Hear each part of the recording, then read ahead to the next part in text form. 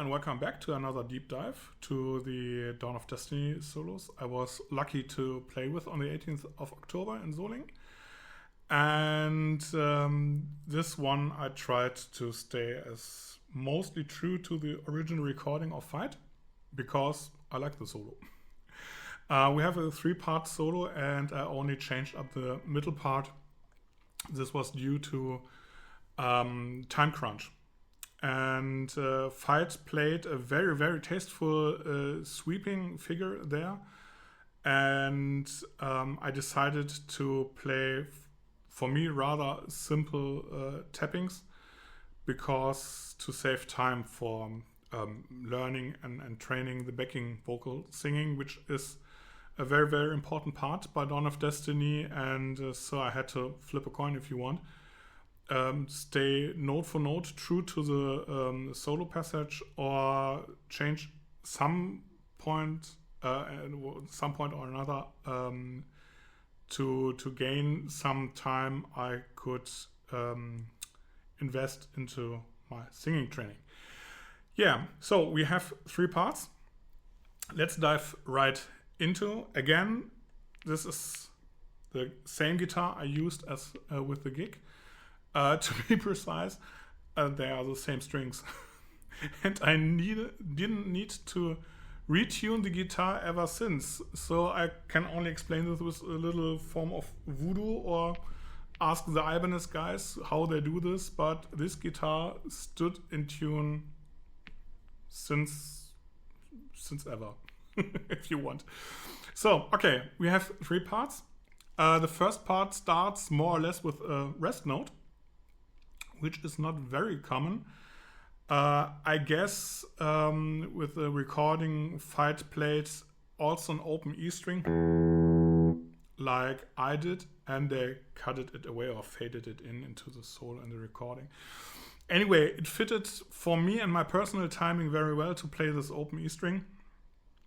And it wasn't more or less unheard, because the bass plays in low E, the keyboards played in low E, and there was also a fill by the drums. So in all this mishmash, my open E string went under unheard mostly. Again, like the last deep dives,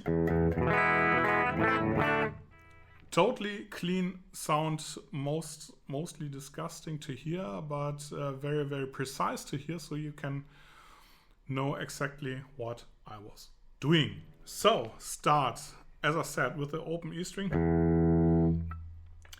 and then to the G. Most of that what is played in the solo takes place around the 12th fret, more or less. Is the first figure. So from the G on the G string, 12th fret, a full bend from the C to the D, and then following the pentatonic down.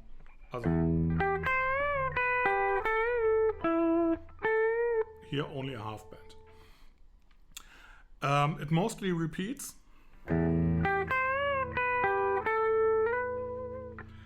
I don't know if he played a bend or a slide. I decided to slide to spice things a little bit up and not to be too repetitive with the playing techniques. No? So again, part 1.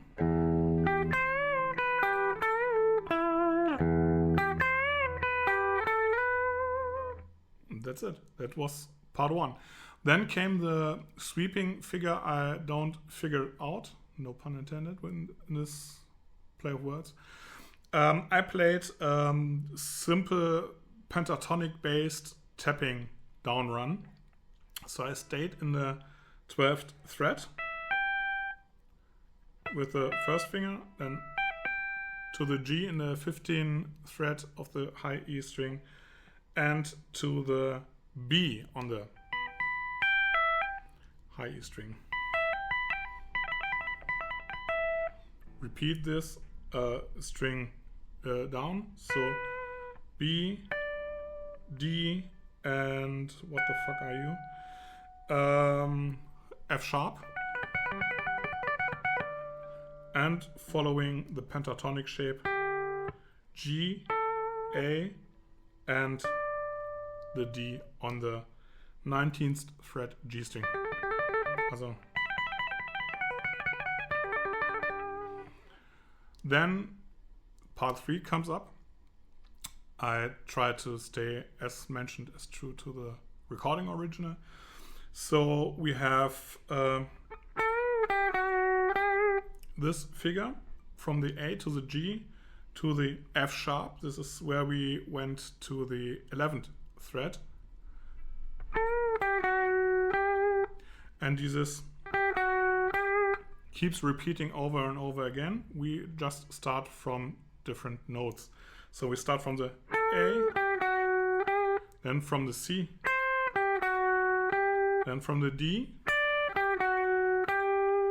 and then the final, if you want, the finale. We change things a little bit up, sliding from D to the E. So we have